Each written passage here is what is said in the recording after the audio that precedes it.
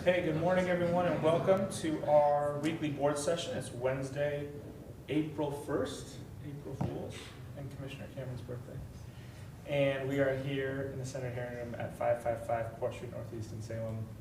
We always start with the Pledge of Allegiance, so if you please join me.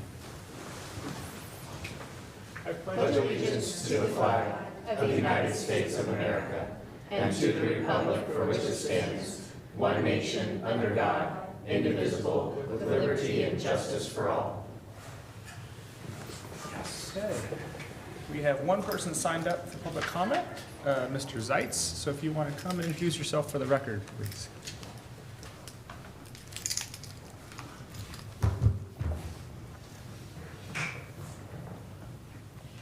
Thank you and good morning. I'm Les Zeitz. I'm the editor and owner of Salem Reporter.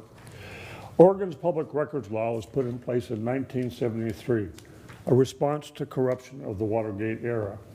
That also happens to be the year I started my journalism career, now spanning more than 50 years. In those years, I've investigated and reported on public corruption at all levels, from an abusive sheriff on the coast, to a bribe-taking state senator, to a lying governor. Public documents have been a key tool to find the truth for Oregonians. A high court ruling in Oregon well distills the purpose of this law. Citizens should have access to government records to, quote, determine whether those who have been entrusted with the affairs of government are honestly, faithfully, and competently performing their function as public servants, end quote. I use that law in an attempt to do just that, to determine for the community whether Commissioner Danielle Bethel was honestly, faithfully, and competently performing her duties. We sought an interview, no response. We submitted written questions, no response. On January 28th, we requested public records from Commissioner Bethel. That included records to determine when the commissioner has been out of the county pursuing her own political ambitions, and documents to establish whether she used county attorneys to fight personal ethical allegations. There was no response. We followed up with a letter on February 23rd, no response. We followed up with an email on February 25th, no response. By law, she was to release the documents within 15 business days. 41 days later, no public record has been released.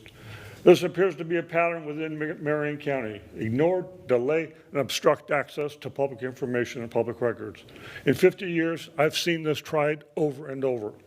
I appear before you with a simple request for Commissioner Bethel. Do what's right. Release public documents establishing the truth. Thank you very much.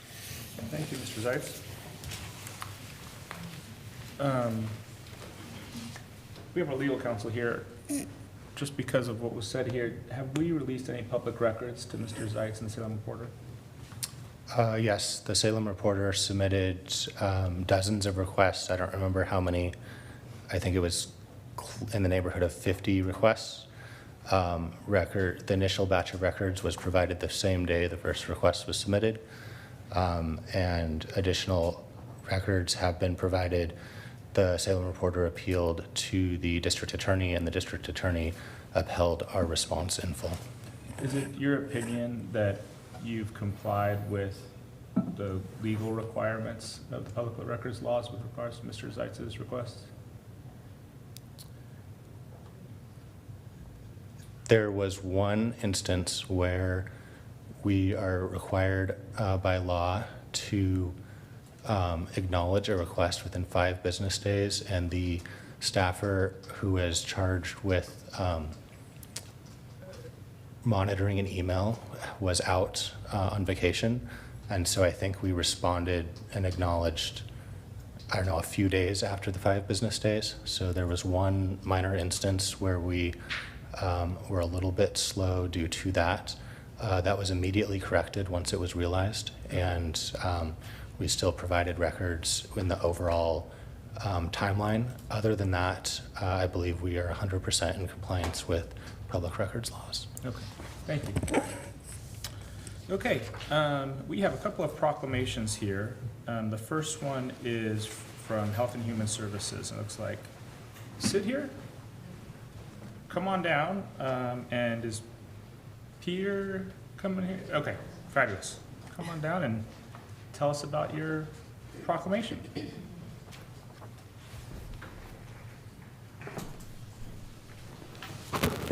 Good morning.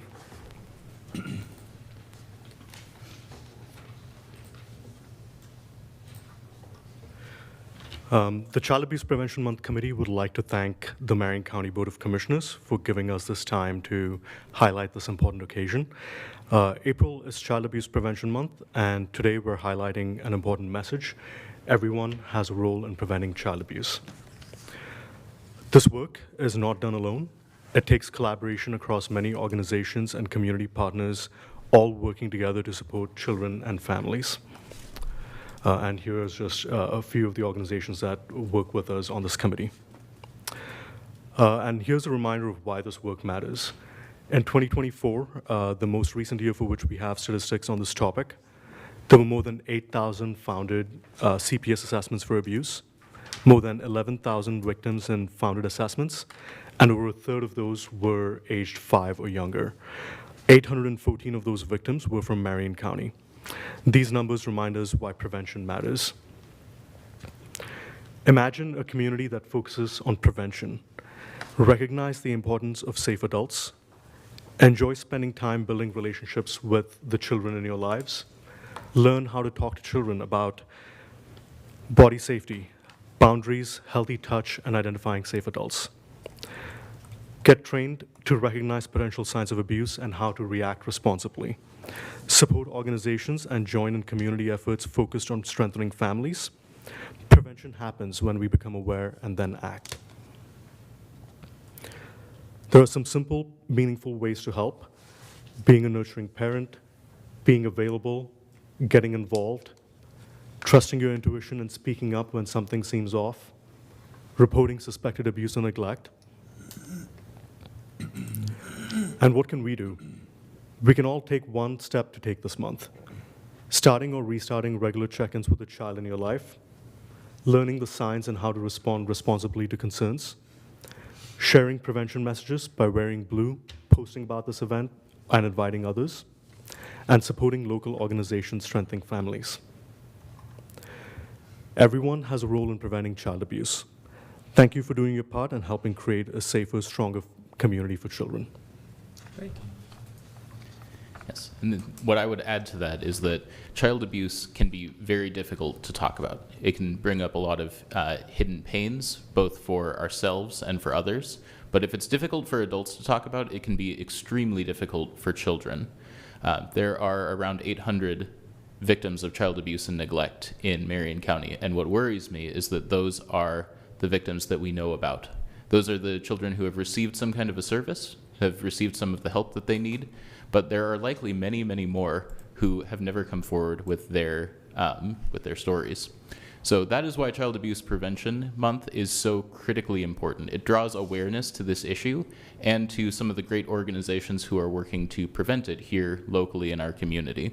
So thank you, commissioners, for the proclamation and for giving us the time. And we would like to emphasize that it's our belief that everyone has a role to play in preventing child abuse and neglect. Thank you.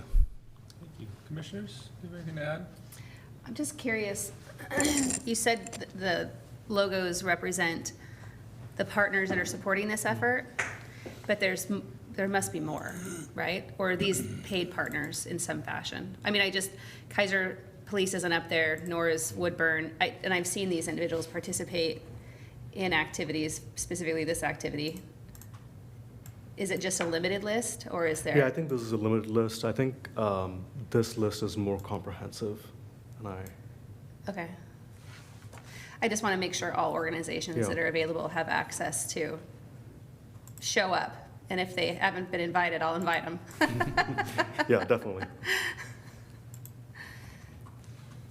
Commissioner Cameron, do you have any? Well, this is one of those every year where I just, you know, I was thinking we used to do the blue ribbons over on the courthouse tree, and then we did them in front of the Capitol. I don't know if we're doing that this year, but it was always one of those things where emotionally it just hit me that the most vulnerable children that have stories that we, as you said, some of them we don't even know about. And, you know, this is one of those things where we would love to have Liberty House be out of business. and other organizations that deal with this. But it's one of the things in our society that it's really hard to comprehend. And those of us that, are protected, it seems like when they're most vulnerable are not at sometimes. And so I really appreciate the awareness that happens this time of year, but it's one of those things that we need to learn to be aware of it all year round. And I have some neighbors that, you probably know the Beirutis, and they have been involved with lots of people, but they have a young toddler that they take care of to give other people a break, and they've told stories about that to me, and it's just like one of those things that's really hard. But I'm proud to be able to do this proclamation and bring more awareness, and hope someday that we don't have to do this. It actually makes me curious, Josh. So one of the Beirutis, they provide respite support for a young mom. And I know it to be very true that there are a lot of families, single parents, or even young parents that don't have extended family or a large community to lean on. And it's hard to raise children. I have 3 of my own and 2 granddaughters, and I can attest to just the emotional toll it is to try to raise another human and also be a human at the same time. What organizations exist in Marion County that a parent could reach out to, or a guardian could reach out to say, I just need a break and I don't have family? Do you know of any? Yeah, I would say Family Building Blocks is an excellent resource for that kind of thing. They are a relief nursery, and they deal pretty much exactly with that issue. Some people who just need a little bit of extra help, a little bit of that extra support. So they would be wonderful to reach out to. Yeah, thanks. Yeah. I think we get caught up in all the things all the organizations do. And sometimes they don't need all the things, nor do they want all of it. But sometimes a parent just wants one tool of the toolbox, and we don't always just promote those individual tools to say, you don't have to have the whole box. You can just come for some relief and let them play and go get a coffee. And Staten just opened up a much larger relief nursery. They're trying to expand into Woodburn. So there's options out there that will help mitigate the challenges of what we see in even mild instances. Very good. Yeah. As you were talking, and I just thought of some of the conversations we've had over the years, and folks I've talked to.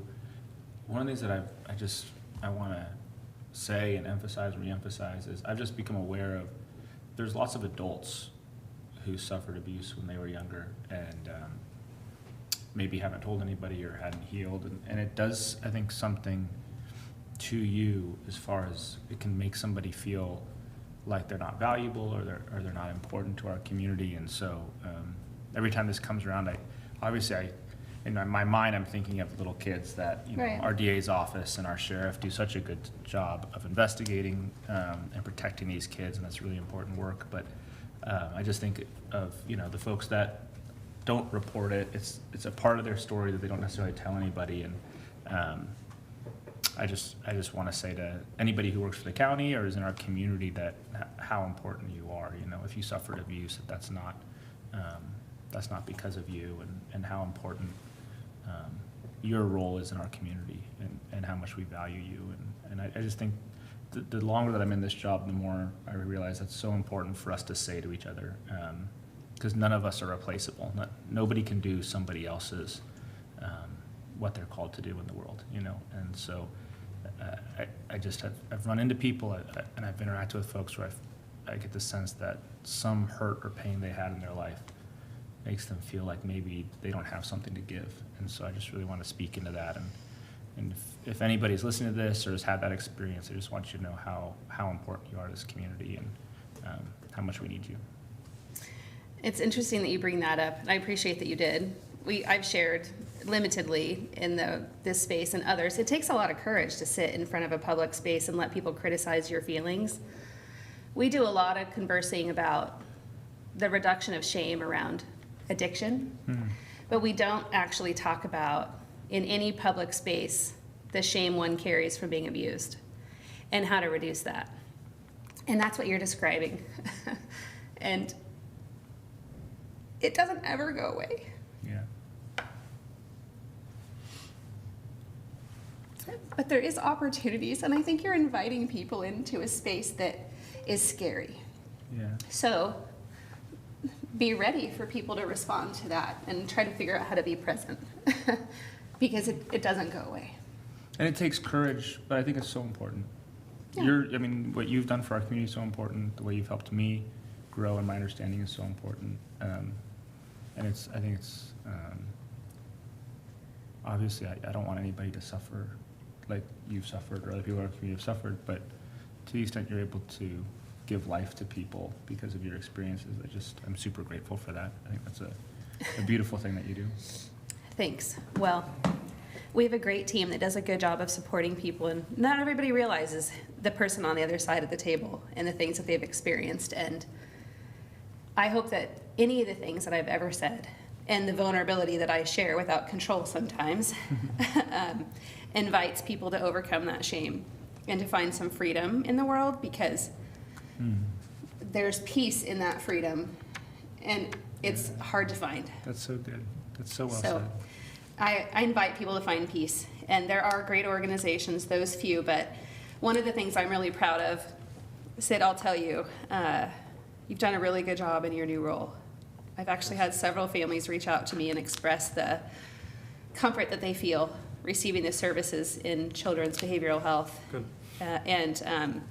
That matters because they all have experienced the things that I've experienced, and they're trying to break that trauma for their kids. But we have some really remarkable programs here in the county, and the No Wrong Door method that you and Phil and Ryan and others really promote. And it makes me think that we should enhance some kind of a campaign, Melissa, around the No Wrong Door access. That if you have some feelings, you should just walk in the door and we will navigate you. Because That's so good. we are just a huge community of access, and not everybody knows what lane to go down. And maybe it's not Marion County's children's program. Maybe it is Liberty House or Family Building Blocks or something other. But just reaching out is what gets, it's just the first step. So this is a big month for people, and I'm glad that we do it every year. I love our new lobby in our new health building, because I feel like it sort of embodies what you're talking about. You know how before you used to have to like go to the right door to get the right service? Right. Whereas now, like, you just walk in the lobby of our first building, and I feel like we just that's a great space. That was a good design, Ryan. Good job. Good job. And the folks that work there are really good about, like, no matter how you come in, we're gonna get you to the right service, so. Yeah. You know, it's interesting you say that. I'm going to go off on a tangent here.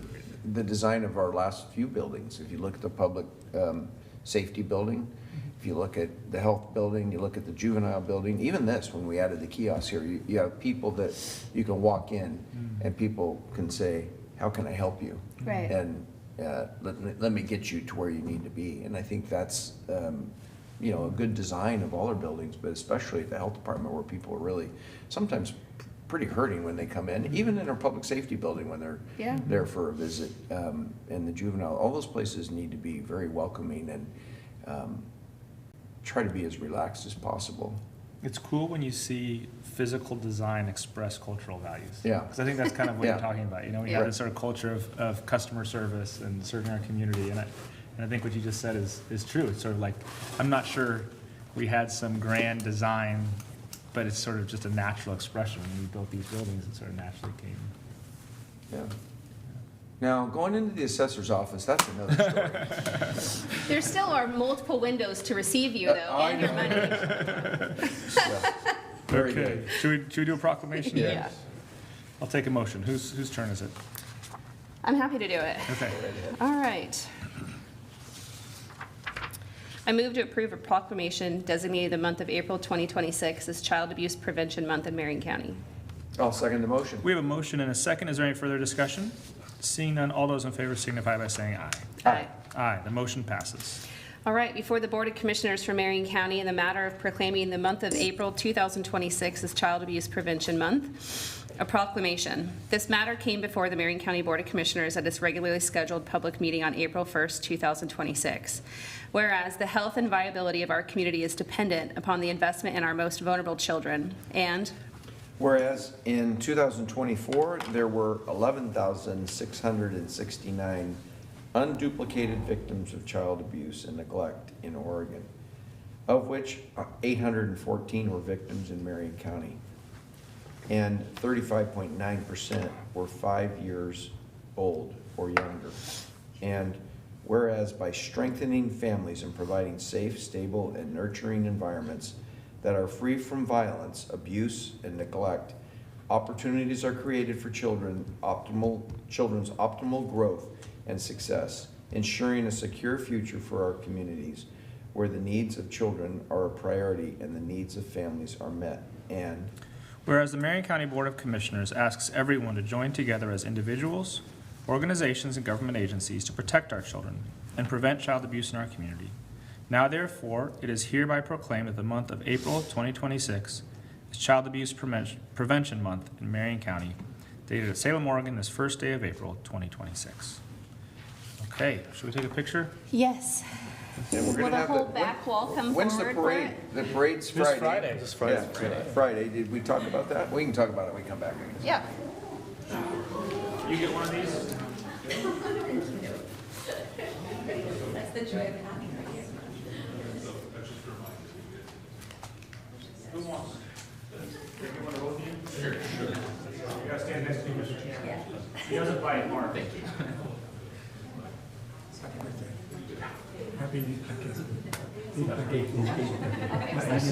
My sister was come on in here a little bit closer. You guys ready? Over here, 3, 2, 1. One more. Good, thanks. All right. Ready? 1, 2, 3. Awesome. Thank you. I'm waiting for the clip. Good job. No camera. Yeah. Thank you. Sorry. Thanks for your work. Thank you. Yeah, yeah. I'm not sure, I think we have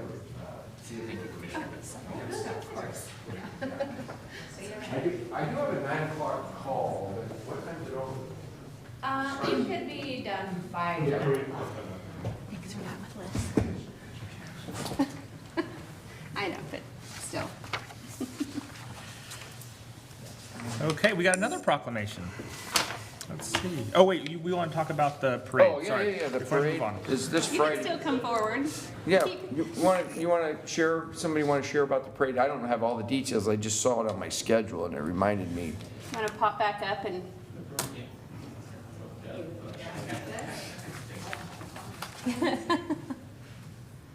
It's on Friday the 3rd. I have it at 7:30, so that's probably when I'm supposed to be someplace. Yeah, we start decorating the vehicles at 7:30 at the fairgrounds parking lot off of Fairgrounds Road, and then we are leaving around 8:15 and then you drive where? to Center for Hope and Safety, the Hope Plaza. Oh, okay. Yeah, this year that's who's hosting it, and that's where the tree is as well with the ribbons. Okay, great. Yeah. And it's a great public show of sort of support for our kids and families. Mhm. I think it's a great thing every year.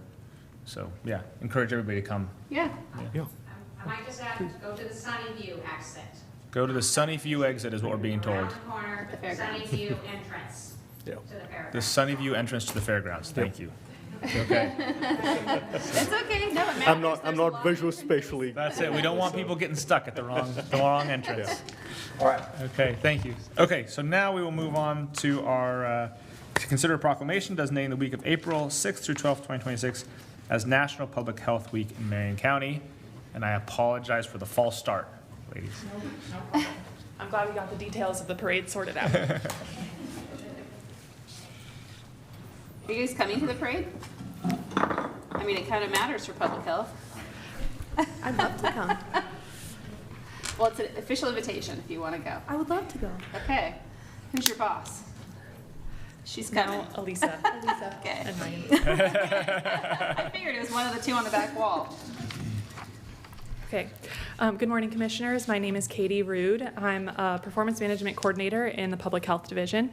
And good morning, my name is Kaylee Knospe, and I am our Public Health Accreditation Coordinator for the Health Department.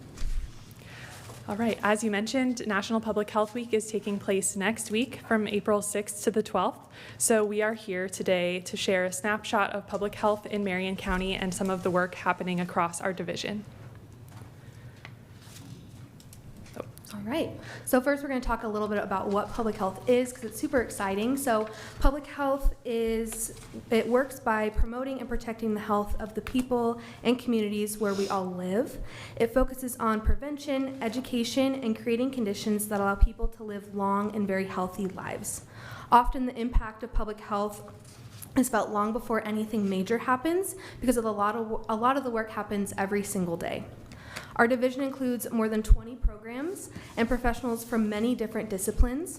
This includes nurses, epidemiologists, health educators, nutrition specialists, environmental health specialists, community health workers, and so many more. While each program has its own focus, we all share the exact same goal of improving the health and well-being of our community. National Public Health Week is a time to recognize the role that public health plays in building strong and resilient communities. This year, we chose the theme, Building a Healthier Tomorrow, which reflects the work that public health does every day to prevent illness, protect our environment, prepare for emergencies, and support healthy behaviors that strengthen our community.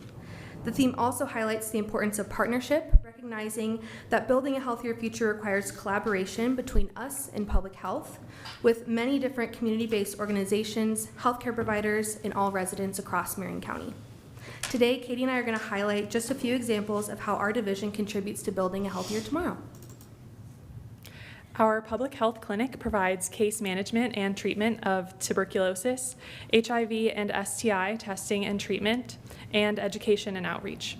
Our communicable disease team responds to infectious diseases and outbreaks by conducting case investigations and educating local providers.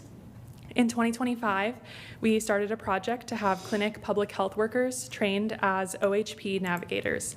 They help our clinic clients identify if they're eligible for Oregon Health Plan and find a doctor to provide them with regular health care. In 2025, 50 clients completed an OHP application and 60 clients were connected to a primary care provider. Our WIC and early childhood nursing programs focus on supporting families during the most critical stages of life: pregnancy, infancy, and early childhood.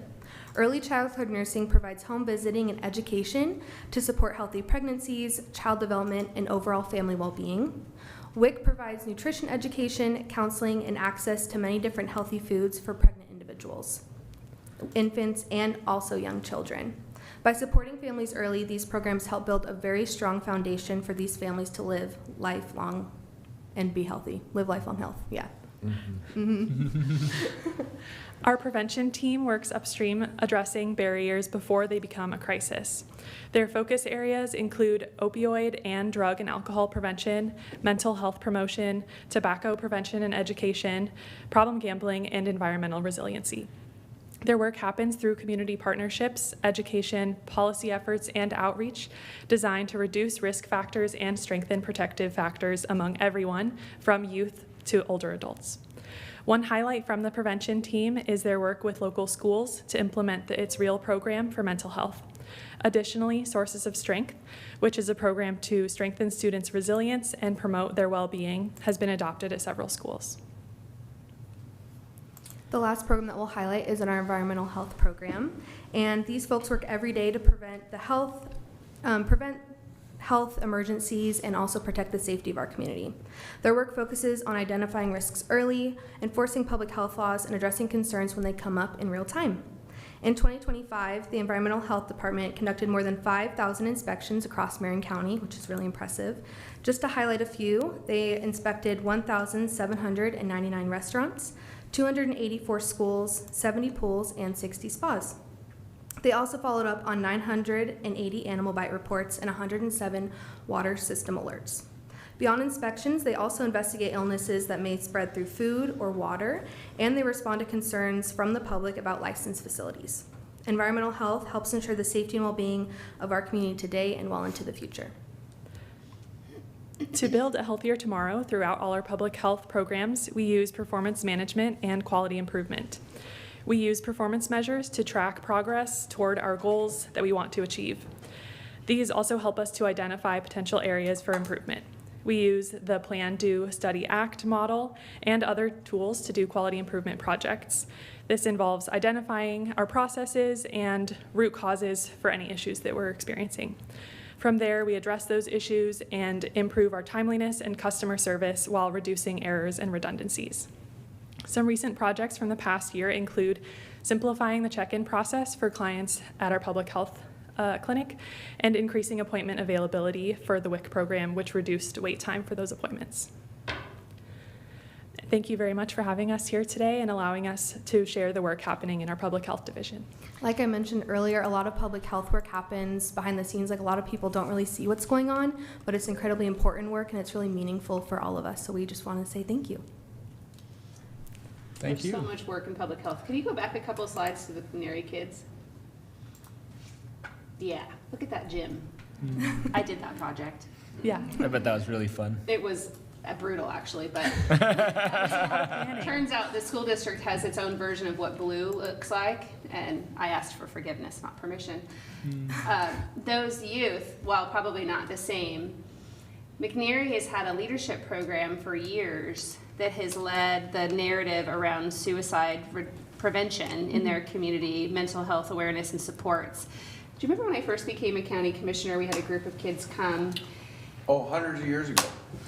I mean, it was 6 years ago. I'm the new commissioner, but she's been here for a long time. And they wanted to create a board game, kind of like Monopoly, called Kaiseropoly, and it was essentially about the mental health system and the different stops that you can take to go through access to programming. We did everything possible. We even had Michelle Blotching, who's now a circuit court judge, as an attorney, try to help us get access through Hasbro, I think is the game owner, to give us rights to have that game. They said no, and ultimately, but that picture just reminded me of the number of years. I mean, I think they've had a youth program for at least a decade. High schoolers working into middle schools to build up confidence and relationships to try to reduce the stigma of fear and the things that they navigate as younger kids. Yeah. And I don't know who in Marion County's health department, but there's a lot of support in public health for them. I know Susan does a lot of work. I've talked to her a lot. And I think there's a program, a youth, like suicide, what's that called? Yeah, it's our mental health promotion program, and then we also have a youth coordinator, specifically Marie Little and Kelly Martin, and then Laura Sprouse is involved with suicide prevention as well. Yeah. And the peer leadership model is bringing great. young voices to the table to guide programming and direction, essentially. Yeah, I think it's great. I mean, there's a lot of things. I could talk about the WIC program, which I'm a huge fan of, huge fan of. I wish I could see more WIC families down at the Saturday market because they can use their vouchers down there and kids could get out in the community. Not today, it's rainy, but still. We were just at a friend's house on Sunday. They just had their 6th child? I forget. There's a lot of kids in the house. I brought a lot of kids to the house too, in fairness. But yeah, they were talking about how big of a deal WIC has been for them with their new baby, and obviously life's expensive right now, and so to take that food burden cost off of a family when they have a new baby is a pretty big deal. Yeah. Just last month was National Nutrition Month, and our WIC team did some cooking demos and got some people. I want to know about that next year. I mean, I do a pretty good job, but I'd still come down and participate.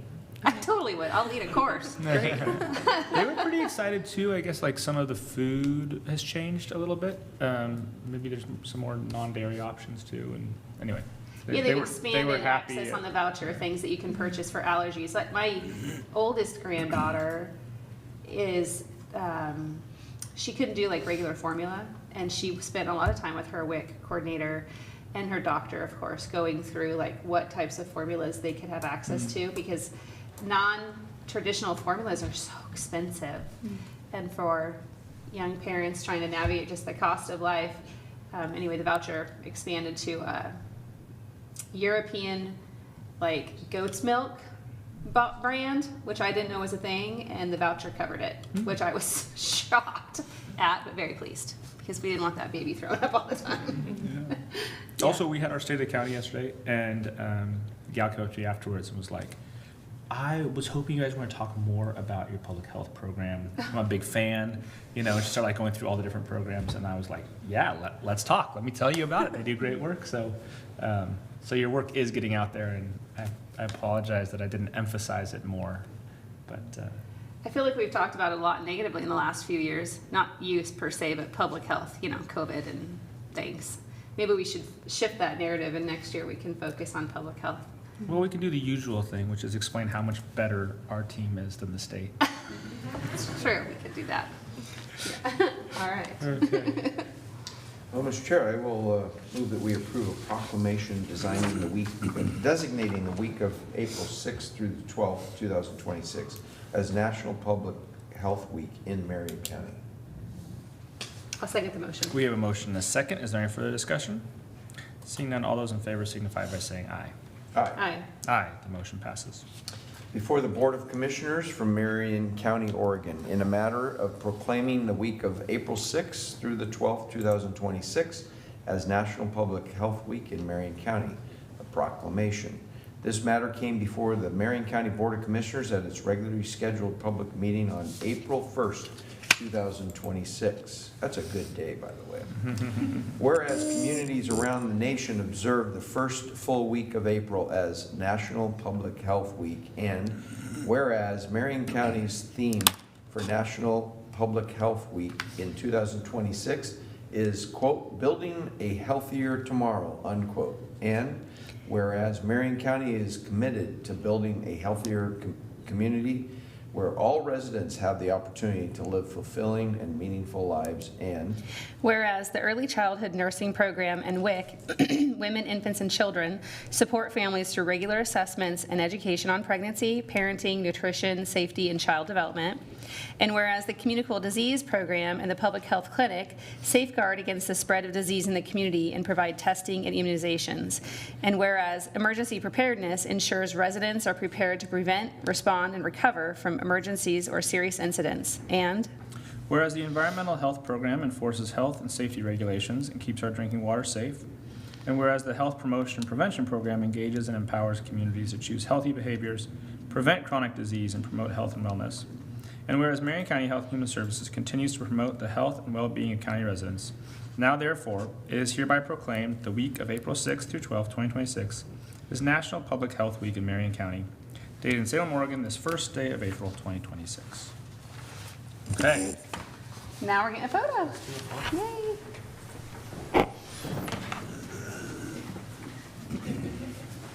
nice presentation. Good job.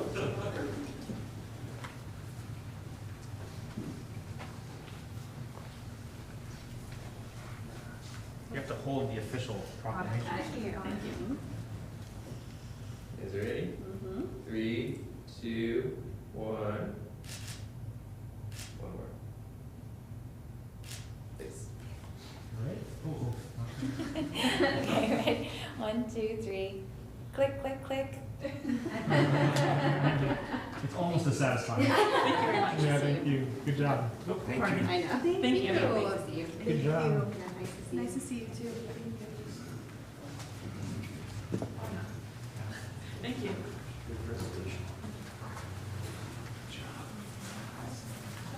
Okay.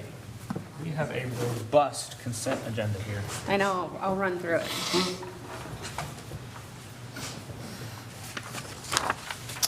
Okay, Commissioner Bethel, go for it. All right, I move to approve the consent agenda under Finance, approve an order for the delegation of authority to execute the U.S. Bank Multi-Service Agreement and related appendices. Under Health and Human Services, approve Amendment Number 1 to the contract for services with Dederer, MD, to add $800,000 for a new not-to-exceed contract total of $1,550,000 to continue to provide medical assessment and supervision for adult mental health clients in accordance with the individual's personal care plan through May 31st, 2028. Under Public Works, receive notice of the hearings officer's decision approving administrative review case number 25-049, Brian and Stephanie Traeger, and approve a quitclaim deed to grantee CVP Lancaster T5 LLC to extinguish the utility vision easement described as Track 2 in Reel 2010, page 415 of the Marion County Deed Records. Approve the engineering and related services contract with Snow Engineering, Inc., DBA SE Group, that utilizes federal funding in the amount of $242,300 for the development of a comprehensive recreation management plan for the Little North Fork, Santiam River Corridor through December 30th, 2028. And approve the construction contract with North Santiam Paving Company in the amount of $560,233, of which an estimated $502,697 will utilize federal funding and an estimated $57,536 will utilize county funding to provide construction services, including landscaping, electrical, asphalt paving, and temporary traffic control for the North Fork Road Improvement Project through March 31st, 2027. And finally, approve an incoming funds, state funds grant agreement for technical assistance with the Oregon Watershed Enhancement Board to accept grant funding in the amount of $142,888 to be utilized for a stream site evaluation and countywide assessment of a riparian shade conditions through March 31st, 2029. I'll second the motion. We have a motion and a second. Is there any further discussion?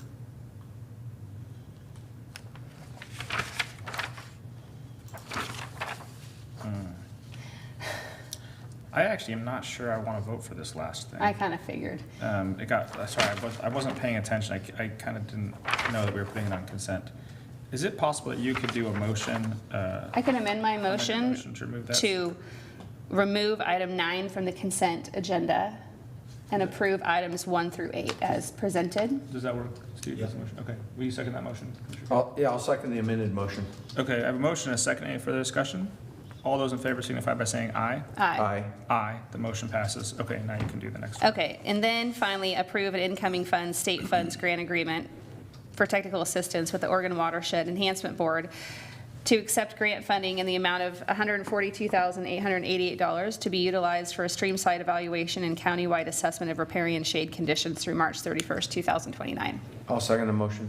We have a motion and a second, and I'll just say for the record, I am concerned about what the state is going to do with this evaluation. So this is money that the state is giving us to do an evaluation, and I'm concerned that that will then turn into potential mandates from the state that add cost to homeowners and developers and come with mandates. That's not necessarily the case. We've had robust conversations about this, but I just didn't really get my concerns answered to a level where I'm confident voting for this. So that's kind of my explanation of why I'm not going to vote for this right now. Yep, I support that. I think it's important that you shared it, and I also think it's important for developers to be paying attention to this and to be participants in the work that Stephanie and her team are going to be doing, so that way a thoughtful plan that has local control can be applied. And if people don't participate, then don't complain about it later, because this is coming and you need to engage. So realtors, all the people that have anything to do with housing need to be focused on this. Okay, is there any further discussion? All those in favor signify by saying aye. Aye. And I will vote no. The motion passes. Okay, we don't have anything else on the agenda. Is there anything that you want to share, commissioners? I just want to say 2 things. Happy 70th birthday, Commissioner Cameron. Thank you. I think you did a good job yesterday. Having my largest birthday party celebration ever. There was 400 over of your 400 closest people friends. singing you happy birthday. I think that's awesome. And also, good job to you guys. That was a great state of the county. The message was received. I've had several messages come through with different topics, but mostly I stayed late after talking to a line of people that had so many questions in follow-up to the things that they heard from each one of our speeches. And people just essentially expressing comfort in the way we deliver the information, knowing that we don't agree with everything that's going on and that we fight it, we fight back against it, but we also are at the table trying to navigate those things as partners. It's not just a one-sided smash back. And people are seeing the results of the leadership and the collaboration that we've worked so hard for in various communities across the county. You know, we get to be up there once a year and this year it just felt like, I don't know if people leaned in a little further, but I did have an employee of the county who I came out of, left work with last night, or into the garage with, and she's been to many state of the counties, and she said for sure that was by far the best one she's ever been to. Wow. The message that she received, the information that she really heard, she just felt like it was a learning and opportunity to know the many things that we do. And I was like, yeah, and we didn't even touch the surface on the many. We only really talked about 5 or 6 categories of probably the 20 that we navigate. So it was great. And then I had the chance to, Karen and Shannon from St. Paul Rodeo came. Did you see them? Yeah, I got to say hi. So St. Paul Rodeo is right around the corner. It's America's 250th birthday. If you haven't gotten tickets, you better do it today. No joke. They're practically sold out like every day. And the parade is going to be epic. That's gonna be really fun. I happen to know about some of the details. I can't wait for that parade. Brian Love, who organizes the parade, is doing a really good job. So July 4th weekend in St. Paul is going to be crazy. Yeah. Crazy. That's awesome. Yeah, I mean, it's really the only 4th of July rodeo in Oregon that I'm aware of. So, Yeah. so I got her card yesterday. Karen I think it's or Karen. Shannon? Karen McKillop and Shannon Ernst. Karen. Yeah. And put her in touch with our community and economic development Yeah. team, because they want to do they want to build, what would you call it, a community center basically. Yeah. On the grounds that St. Paul could use for meetings, etc. Yeah. And I said, there's a lot of different revenue streams that you could go after, so I'm going to put her in touch with obviously our people, but I think that's great. you mentioned Salinas yesterday, and I told them about that. I said, you could go after something like that with Yeah. the We can help them go after that. That's what I One of said. the- We can write our letters. team can work with them. So I'm going to give this to Kelly, Kelly, Chip, Sarah. Kelly, and Steve, and just say, hey, reach out to these people and see if we can help them get going. That'd be a great asset to have in that area. Yeah. And they've made some really good upgrades to that community as far as like access to the grounds and the activities that happen there because of those upgrades. And we've helped with different things over the years. And I had Mayor Asher sitting at my table yesterday. Yeah, It was I great saw to him. have him there. He also participates in our MMAC committee, and I asked him how their ARPA project was with their water lines. They got that all done. Oh, good. Their tower is being tested for leaks right now. So Aurora's got some good things happening. Yeah. It was good to hear. And then There were many mayors. I saw Mayor Kirsch. And Mayor Hoy and Mayor Clark, Mayor Asher. I had Mayor Lonergan at my table. I would say, I saw him, but I didn't get to talk to him. of the 20 cities in Marion County, we probably had a third of them. Well, we had probably a third of the mayors there. Yeah. We have some Tess really good from partners. Sublimity was there, counselor. Yep. There was a lot of elected officials there. Yeah, we had some folks from Polk County in the room. And when they had all the elected stand up and Sam said from Marion County, and then I scanned the room and saw Polk County, I was like, we didn't leave them out. They're our partners too, but they stood up. So good for them. And I had the honorable judge at my table, and I found out that Which honorable? Bennett. Bennett. Oh, okay. And well, there's only one. Come on. There's only one. Oh. When they're sitting I saw with Tom. one- I saw Tom Hart there. I so know. don't I see. Okay. I'm And I like, hey now. I learned that he's kind of a farmer. Oh yeah. Yes, definitely. Oh he my is, gosh, yeah. chickens and, oh yeah, that's right, because he said if you need eggs, and I said, well, and you walked by, and I Yeah. said, well, I do need eggs. Yeah, you should because, go out. Because Danielle's chickens, like, They're mad. yeah, whatever. They are. They're on I learned that hiatus. about him, and I learned you know, that he trained Asher, he trained as a chef.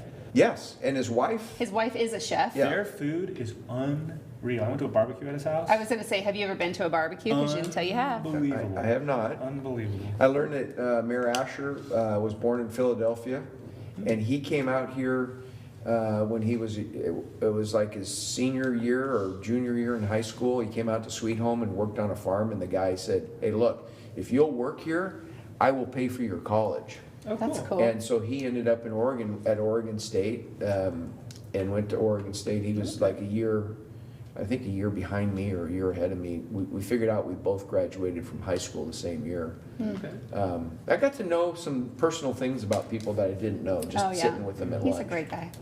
Levi Scherter did a good job. You did a great job. Oh, yeah. Yeah, good for him. Yeah. And all the FFA people, the girl, All of Yeah. them. they thanked us for the $18,000 grant we gave them so they could all go to leadership. I just Yeah. invited them back. I met the new leadership cohort. There was 3 of them there Yeah. yesterday, the 3 gentlemen that I brought over to the sheriff, and said you should come back. So I'll be getting an email soon to get them on the calendar for the new group to come and talk to us about what leadership means to them and why they would like our support continuing that effort. And then I, of course, invited them to come back to State of the County. I had such robust conversations with many of them, but one particular gal in general of the group was, what's the right word? A bit overwhelmed by, as she said, I've seen you in the community so many times, and then we talked to you upstairs. I don't know that I realized how important this job was until I came in the room and saw all these people listening to you. I go, well, the position is important, for sure. It's a big job, and I think we respect that as best we can. But just the things that we talked about, she just was really moved. I said, go back and tell your classmates about it, and if you want to know more, reach out to a commissioner. We'll let you tag along. You know what is funny is I think I've said this before. Looking back, I'm not sure I was competent to do the job when I first ran. Like, it's amazing how much I've learned since I've been a commissioner. That's life in general. And I do feel like I'm still trying.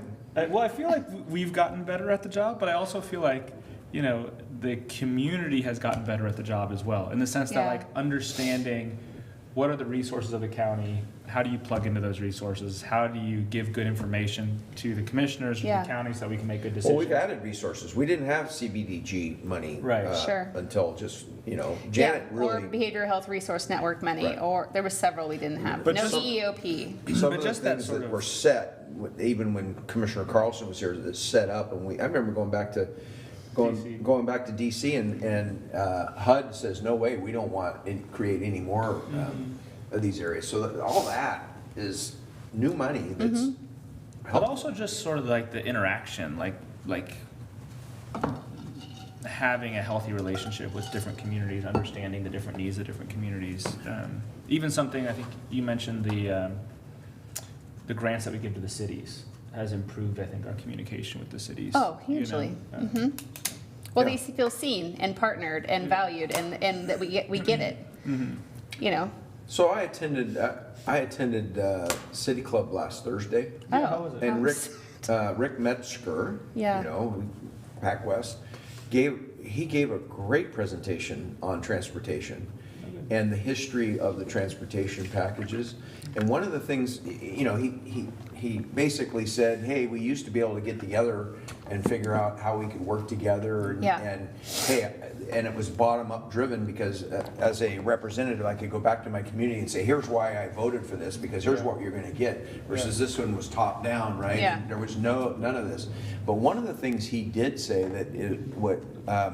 of course, I had to bring up the gas tax yesterday, but one of the things he did say was the fact that ODOT's debt, because of those past transportation packages, that we've put debt on ODOT, and their gas tax, the gas tax is almost eating up almost all Their debt. of the debt that they have on Oh, those that's bonds. terrible. Right? That's terrible. So they've eaten into their maintenance because of the debt. It's just bad leadership. It's literally the opposite of what we just did. Like, our budget's down $100 million this year because we didn't take on debt. We set aside the money for capital projects. We paid, as we build the projects, the money goes down.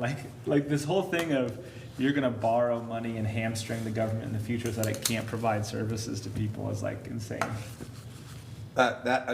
Literally insane. That's the difference between being in a position long-term and understanding the financial decisions that you're making today and how they're gonna be in the future, versus you're over there for 2 years, 4 years, whatever, and you make a decision. And it was like the expansion of the Medicaid population. I voted for the CCOs, but I didn't vote to expand the Medicaid population because I knew we wouldn't be able to afford it down the road. I'm just going to say, for Is- the reality of the fact that the legislature is not designed to run the government, the governor is, and they're meant to be over there to be a partner to the governor, and the fact that we had such incompetent leadership under Brown is why we're in such bad shape today in many of our agencies. She was not only in the legislature for a very extensive period of time, knowing the votes that were being taken and policies being designed, she was the governor long enough to know better. As long as I have been a commissioner, she was the governor. Long enough to understand those agencies and get them in a different track. Look what we've done just in 6 years as a group. Right. I mean, she had an agenda, she had a specific lane she wanted to be in, and all these other agencies were neglected because of it. And while I don't agree with just about anything Governor Kotek has done, she did inherit a complete failing system, but those agency heads have been there for a very long time. Those bureaucrats knew what they were doing. They should have set that governor up for success, or maybe they tried and she didn't listen, I don't know. But the legislature's job isn't to run those agencies and to make the outcomes. It's the governor's job. That's where the failed space comes from. It's frustrating. So I'm so frustrated that they keep making these decisions and everyone's like, oh my God, someone did this. And they point at the legislature like they made that decision. They didn't. Yeah, you do kind of wonder who's in charge. I mean, ultimately, yeah. I don't think anybody the is up governor's there. responsible, but yeah, you kind of look at these decisions and you're like, wait a second, somebody should be in charge. Well, nobody wants to be responsible. That's the problem. And to be responsible means you have to make hard decisions and then own the And then own outcome it. of that. That's right. And sometimes you don't get it right. Yeah, That's that's okay, but fix it. That's right. And they screwed up ODOT, collectively, the whole, and now they need to fix it, and it should not be on the backs of Oregonians. Yeah. That's it. Yeah. I have a stand on You have some feelings I have about some this. Very big feelings about this. Okay. Anyway, All right. good job, you Anything guys. else? All right, we are adjourned. Thanks, everybody.